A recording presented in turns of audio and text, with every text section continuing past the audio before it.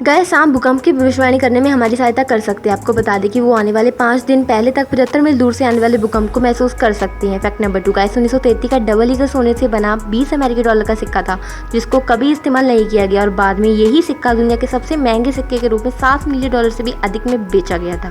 Fact number 3 guys शुरू में YouTube का नाम universal tube and roll forms था, उसके बाद में यूट्यूब ऑनलाइन और आखिर में यूट्यूब नाम रखा गया था।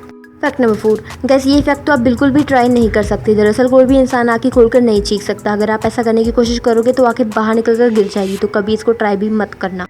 फैक्ट नंबर 5 जानना है तो जल्दी से चैनल को सब्सक्राइब कर दो।